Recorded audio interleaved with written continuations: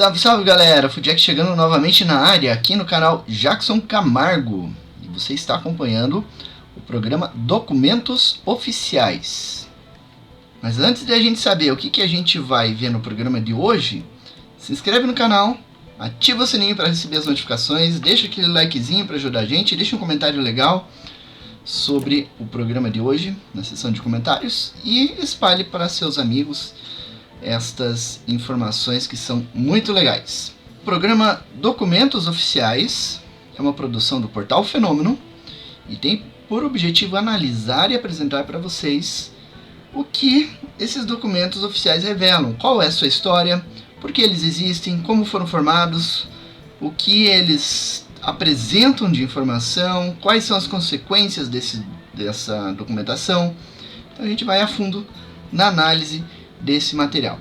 No primeiro programa nós analisamos um caso ufológico registrado pela Força Aérea Brasileira que gerou um protocolo de registro de fatos que está aí em uso até hoje, né? As instruções que foram colocadas nessa primeira diretriz ainda são usadas atualmente, né? Então a gente vai ver agora outras diretrizes que surgiram para agregar com aquela primeira diretriz que a gente já comentou.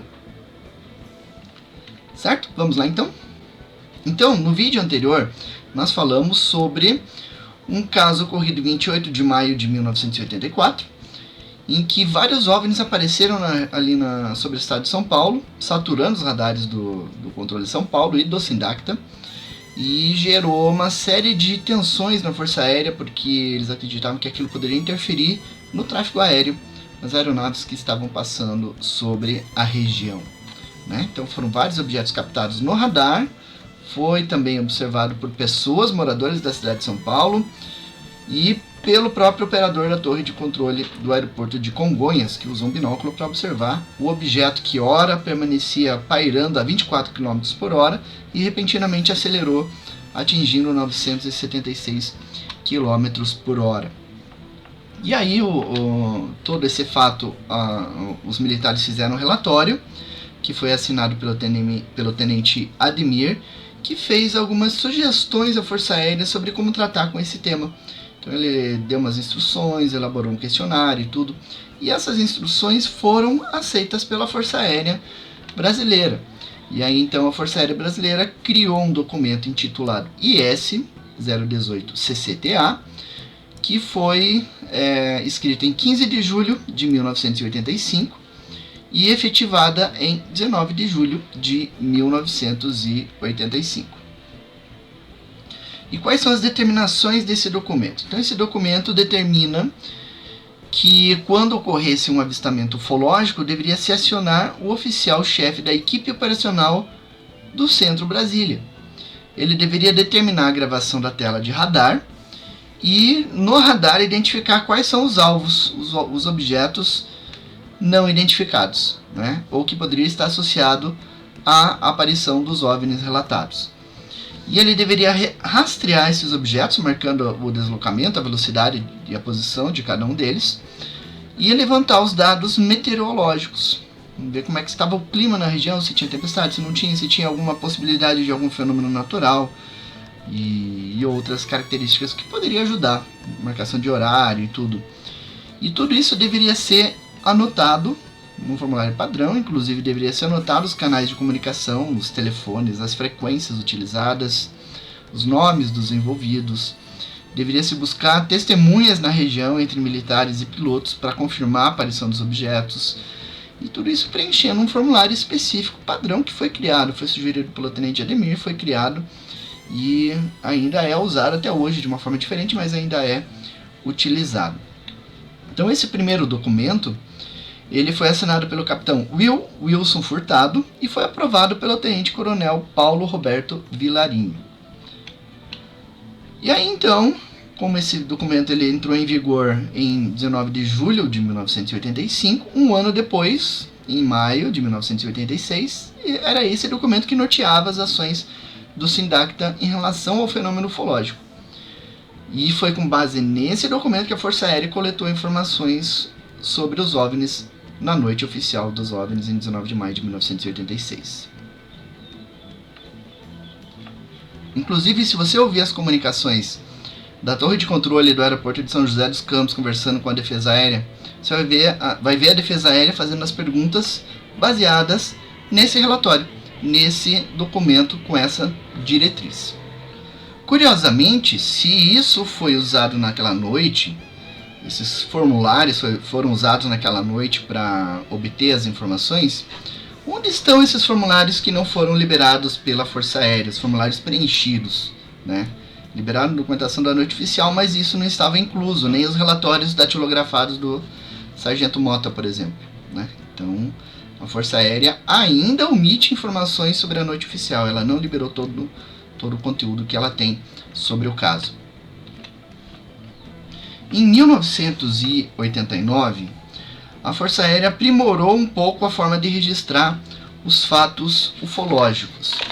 Então, essa primeira diretriz, feita em 1985, foi substituída pela Diretriz Específica 04/89, essa que você está vendo aí na sua tela, que foi redigida em 31 de agosto de 1989 e que desta vez definiria todo o âmbito da Força Aérea. O documento anterior regulava apenas o Sindacta 1. Agora, este documento já regulava toda a Força Aérea no protocolo de ação com relação ao fenômeno OVNI. Inclusive, o próprio título do documento diz assim: Procedimento dos órgãos de controle de voo em caso de avistamento ou reporte de OVNI. E esse documento é assinado pelo Major Brigadeiro Ivan Moacir da Frota, que era diretor do Departamento de Eletrônica e Proteção ao Voo. Tá? Então esse documento ele reafirma todas as recomendações do Tenente Ademir naquele documento que surgiu em 1985. E ele determina também que essas informações a respeito dos OVNIs devem ser repassadas ao Comando de Operações Militares ligado ao Sindacta. E se houver algum risco ao tráfego aéreo, esses fatos deveriam ser informados ao Departamento de Eletrônica e Proteção ao Voo. O documento informa também que os órgãos, tanto o Sindacta quanto o Departamento de Eletrônica e Proteção ao Voo, deveriam ter uma documentação própria sobre o tema. Então deveriam ter documentos abordando a questão ufológica. E onde estão esses documentos que ainda não foram liberados pela Força Aérea Brasileira? Mais documentos que a Força Aérea Brasileira está omitindo e não foi liberado ainda.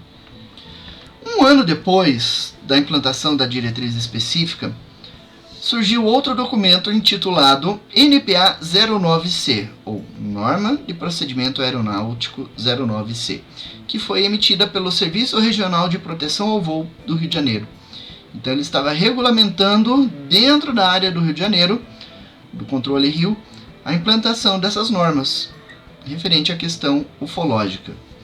O título do documento é Procedimentos a serem adotados pelos órgãos ATS/ATC em caso de avistamento ou repórter de objeto voador não identificado. Então ele reafirma tudo que já foi estipulado dentro da Força Aérea sobre o tema e determina que isso deveria ser informado ao Comando de Operações Militares da Força Aérea, ao chefe do Departamento de Eletrônica e Proteção ao Voo, ao Salva Aero, que é o órgão responsável por resgates e prevenção a acidentes aeronáuticos, e a chefia do Serviço Regional de Proteção ao Voo do Rio de Janeiro. Também deveria ser avisada nesses casos, né? E esses fatos ufológicos deveriam ser lançados nos livros de registros de ocorrência, dentro dos órgãos de controle de tráfego aéreo. Os livros de registro de ocorrência registram tudo que ocorre de diferente numa unidade de controle. É um equipamento que estragou, um conflito entre funcionário, um avião que derrapou na pista, um quase acidente, tudo isso é registrado lá. incluindo fato ufológico. Então a aeronave estava vindo para pouso no aeroporto e teve um UFO lá que atrapalhou o pouso, é anotado no livro de registro de ocorrência. E até hoje a Força Aérea não liberou nenhum documento relacionado ao livro de registro de ocorrência relacionado a OVNIs.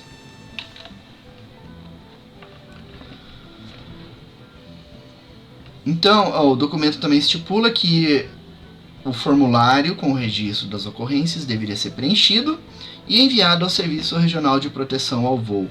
No caso, esse documento, como é da área do Rio de Janeiro, deveria ser enviado para o serviço lá do Rio de Janeiro. E esse documento, então, foi efetivado em 9 de setembro de 1990. Agora, uma coisa interessante é que, recentemente, quando eu estava... acessei o Google e coloquei lá o termo fenômeno, apenas para pegar o link da página inicial lá do portal Fenômeno. Por coincidência, eu descobri um novo documento do governo brasileiro sobre a questão ufológica, um documento que não está no Arquivo Nacional, mas está disponível no site da Controladoria Geral da União, onde você tem um documento da Ouvidoria da Coordenação Geral de Recursos de Acesso à Informação, contendo o histórico de ações e recursos que um pesquisador brasileiro, identificado lá apenas pelas iniciais, que estava pleiteando acesso a documentos da Força Aérea Brasileira. No caso, ele queria acesso à norma de procedimentos aeronáuticos que a gente viu há pouco. Essa norma de procedimento aeronáutico, a NPA 09C, não foi liberada pela Força Aérea Brasileira de forma oficial. Ela vazou para os ufólogos. É um documento que existiu, e a Força Aérea não liberou oficialmente. Então esse ufólogo ele queria acesso a cópias originais do documento, e aí a Força Aérea falou que não tinha posse desse documento em si, né? E recomendou que acessasse a área de OVNIs lá no Arquivo Nacional. E aí a pessoa que estava fazendo a ação, ela recorreu perguntando: puxa, eu não citei em nenhum momento que eu queria um documento sobre OVNIs, e você está dizendo que esse documento não existe, e recomendou que eu procurasse no acervo de OVNIs lá do Arquivo Nacional. Então ele concluiu que a Força Aérea Brasileira tem esse documento e está omitindo por alguma razão, né? E aí a Força Aérea recorreu alegando que não tinha esse documento e que esse documento só seria encontrado no acervo de documentos oficiais do portal Fenômeno, do nosso site. Então a Força Aérea meio que reconheceu com essa resposta que um site brasileiro, o nosso site, o portal Fenômeno, é um repositório fiel de informações sobre a questão ufológica a nível governamental, o que muito nos orgulha, obviamente. E aí o processo continuou entre recursos e ações. Aí foi julgado pela Controladoria Geral da União, que votou em favor da Força Aérea quando ela alegou que não tinha mais esses documentos. E aí o processo foi encerrado, tá? E aí você viu algumas páginas desse documento, né? Então aí à disposição, inclusive lá no portal Fenômeno, se você quiser acessar, está lá disponível também. Então agora nós vimos as novas diretrizes da Força Aérea, diretrizes essas que estão em vigor até hoje, para tratar da questão ufológica, tratar da questão dos OVNIs quando registradas dentro do âmbito da Força Aérea, relatado por uma aeronave ou por algum militar. Certo? Então, não deixe de se inscrever no nosso canal, ativar o sininho para receber as notificações, deixar o likezinho lá para ajudar a gente, um comentário legal e compartilhar essas informações para a gente disseminar esses conteúdos que são realmente validados, que são documentos, são informações fiéis, fidedignas, com procedência, né? Diferente de outras informações que a gente vê por aí que não tem procedência nenhuma e são disseminadas por outros canais que só querem visualizações. Então ajuda a gente, coloca a ufologia séria, dando mais espaço e visibilidade para ela aí no YouTube. Certo, amigos? Continuem acompanhando a gente e nos vemos aí nos próximos vídeos. Grande abraço para vocês e até um próximo programa.